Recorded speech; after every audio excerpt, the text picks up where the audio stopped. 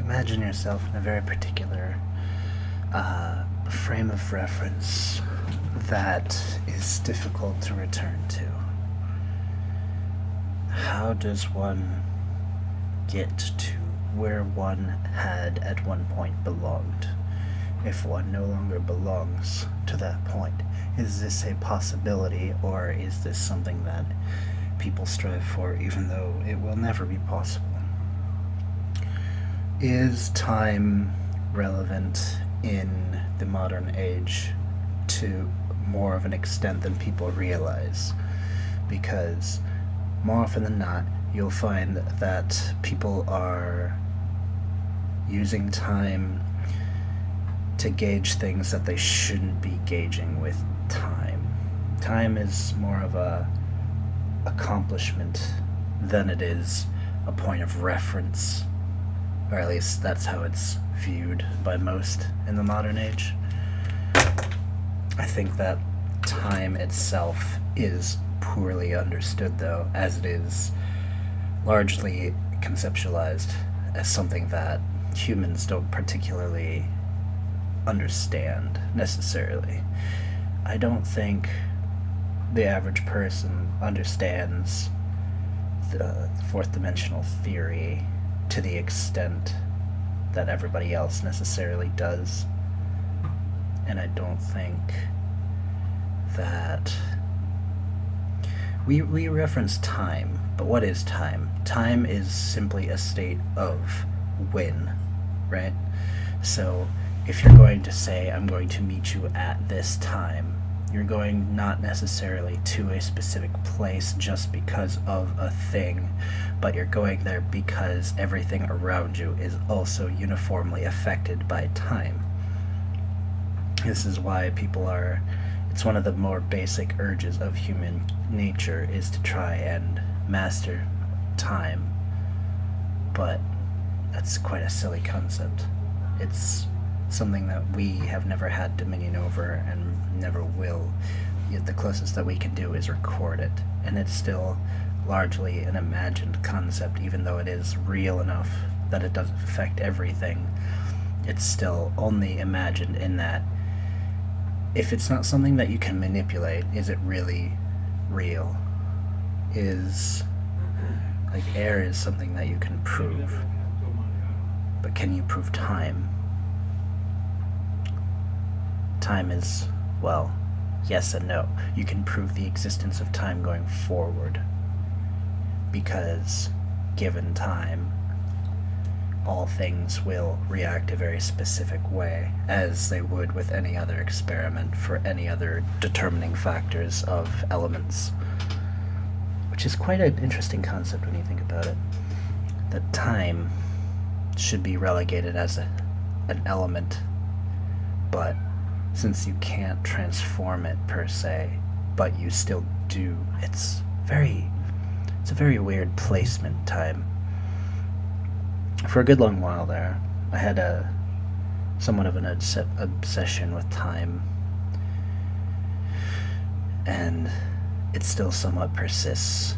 I try and be early to everywhere I can possibly go, because I feel that time is something worth devoting to things, as most people should. Our time is one of the only limiting factors to our existence, because everyone has a set number of time. Nobody really knows what that number is per se, and those who rebel against it will either want more of it or less of it than they were allotted, because they feel that that is one of the only ways to truly express who they are, is to try and have dominion over something that we have never and probably will never have dominion over. So, why do we do this? Because it's human nature to rebel against things. It's human nature to try and do what is deemed or termed impossible. What truly is impossible? I mean, arguably nothing.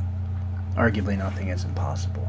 If you think about what reality is, it is largely considered to be our comprehension of the events around us.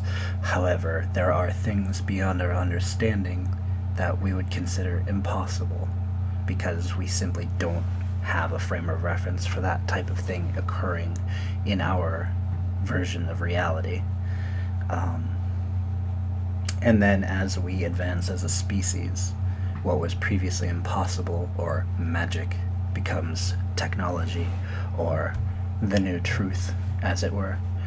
It's not something as simple as saying, oh, well, there's fire again, but it can be that profound of a difference. Penicillin, for example, was basically one of the most recent versions of fire and had one of the most profound effects on humans' evolution. And then silicone, it's to the point when some of the greatest minds on Earth have been warning us against the dangers of silicone-based life forms in the future before they perished, because they were able to see a future that either everyone else around them is too blind to see or is willfully ignorant against, because it's much easier to go about your life and claim that you know nothing than it is to accept that there are realities beyond your understanding at play. So what is reality?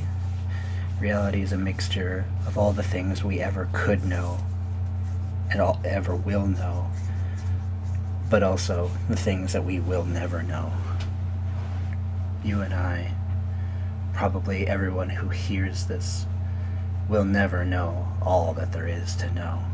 It's physically impossible for humans. The closest that we can do is have a categorical knowledge of where information is stored rather than what all of the information in the world is per se. And that's how you end up learning without learning. It's how you end up doing what I consider learning and what a lot of teachers say is not learning, which is to say, have a grasp on things where they are, rather than fully, truly understanding an idea at its core.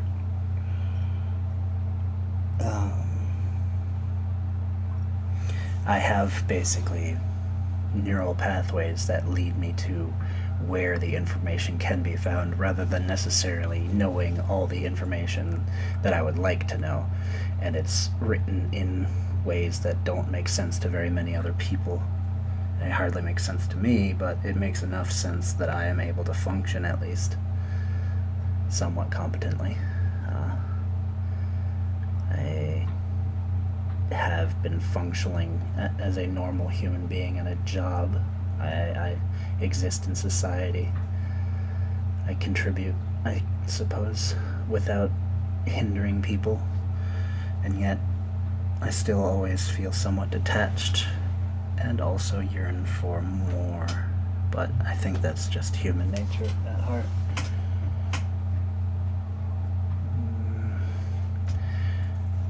So if we go back to the concept of time, when am I? When are you? When are any of us going to be what we are trying to be? Are any of us going to be what we are aiming for truly? Is what we are aiming for anything? Because by the time we get there, it will be very different from what our original aim was. And also by the time we get there, we should have a new aim. So can we ever truly arrive at a point that we desire to? Is there a such thing as belonging? Do you belong somewhere, or rather somewhen? And if so, how do we decide these types of things? Is this just something that people don't even bother asking because there is no true answer for?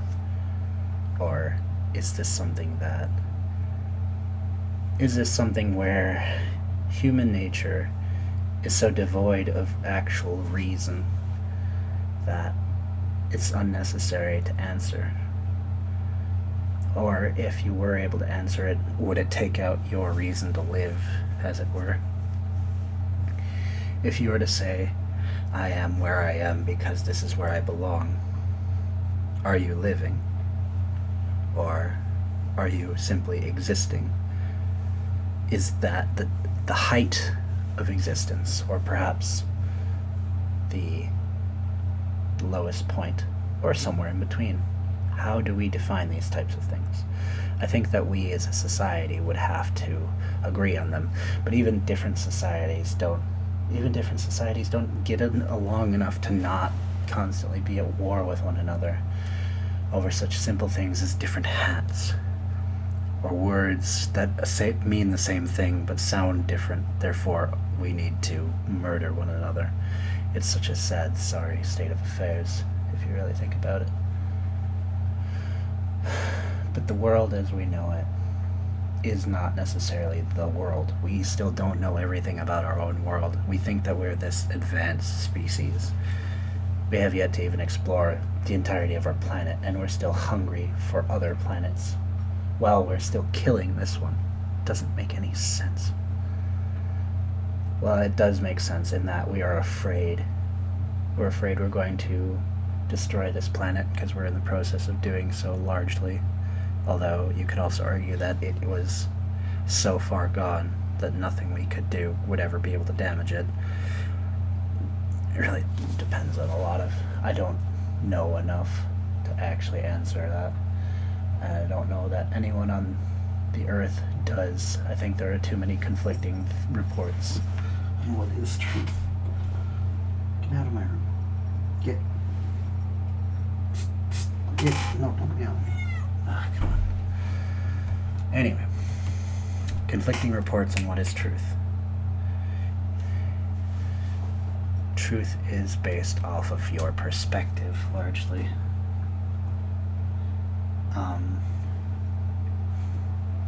Truth is defined categorically by what you are able to repetitively have as a notion that you can prove. But there are very many things beyond our provable realities at this point in time, and so for those, we make things up. We end up having ideologies.